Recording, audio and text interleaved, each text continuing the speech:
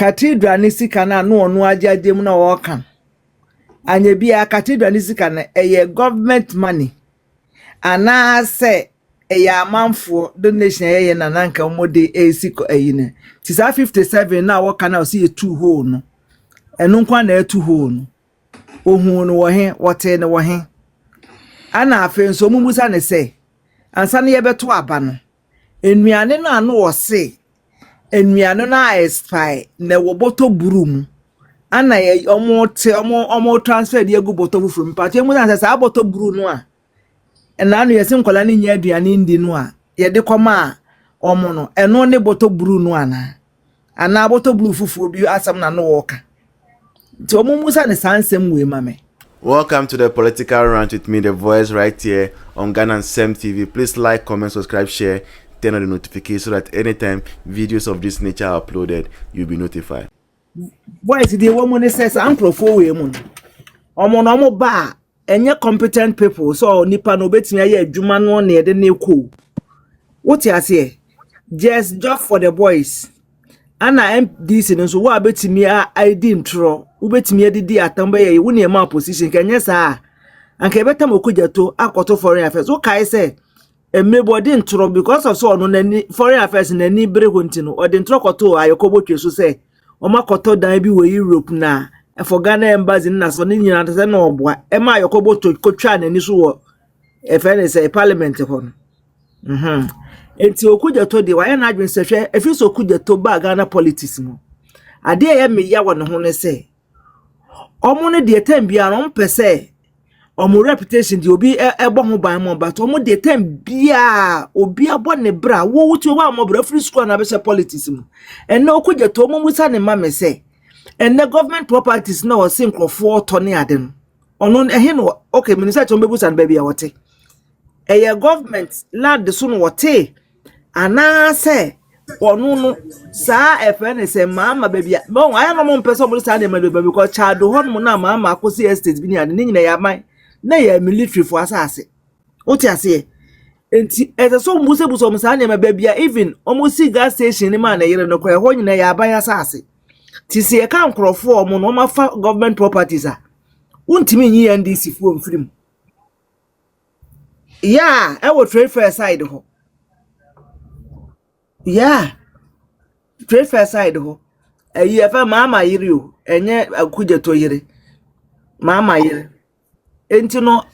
omumuso akujeto sa na ema ni nyina se wo no fi se wo de oba politics mu. Ni pa nim guase nkwa se mo akujeto hu ye, osimehu. Ade akujeto ye ni na ni omo you know omo you know mo te ya from say hawks o say dogs o ye from say ora. Okay.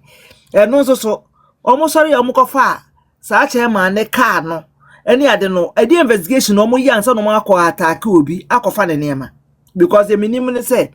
tama abronya mo baaye no no mo say abronya mo kwaje cars no no transitional team mo ye cars no mo so mo gya wo yi ama government no na eni ho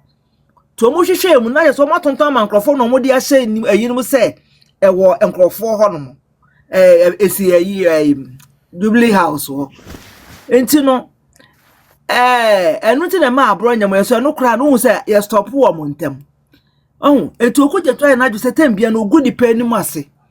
tembia no onya ye yipa wo yenso a no odi ntro no wo chim no kasa na so Ghana munya sa ade na obi ya ade na de ne kokota mo si ye kopa ato aya mo so mo memetiwe wa ye made na me de kokota nya fe na me bebo dawuru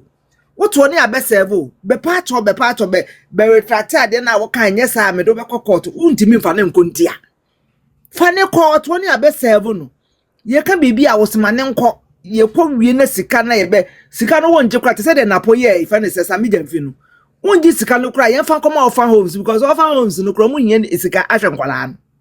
woti ase ye omo sa o se se wonye adwuma wo Ghana se we ye adwuma wo Ghana te se de friend is abrochete no a anka obi ngu obi enu ase because abroche ntimi sore na asema wonhu ye woni evidence woni proof na wo sore na ka bia ne se de na afono se de odi blima tropo no hye friend is America wo hye basement wono Kevin Taylor no sore no so wakeka nkwase asem gu wiem na se Ghana nipa ni bi no adwen mu a henti no no mo de etire Kevin Taylor kwa ne ka say Kevin Taylor kwa ne ka say nti wo de wo ti kuro ni mu na de ko so wo ni ani a wo hu nti me say etena de omomusa ne nsem mame omomusa ne nsem entura wadi egu nipa so egu musa no fiso koje to ba politics mo nka no kore da ti enti na memete ne voice pa na makoma aba o ayi politicians no bi atese ne ho ya meta ekra me pese bete de kasa ene okoje to me to okoje to kasa pa na me bu afu fiso wo to no on de bi opani pa nim guase enso no omo brother o free school a obese politics me ne o gas stations be 5 e wa adan edi edwuma no aye wonu okoje to edi no koye fa ne sen education minister chalk okra na yenya bi entro chalk en no okọ ye fa ne se last year before year NPP be win okọ Kumasi training school ne omo class omo bi wetwa ne nsuo omo tutu nsuo bo ono ma ne dwa na ye no oh enti say nipa we no mu nyina no yasa enti mama de no obeye dada ya sankrofo we no ma no asan akom mo positions omo ndwene o man ne ho but omo ankasa di omo mbedi omo afuni na sefo omo ndwene o man omo ndwene o man ne ho a ti se de nanado be ye nyina Ghana fo se omo ahu se papa yi ba ye nyanka ewusia efie bi wo kwa omo generation na obi enko secondary school da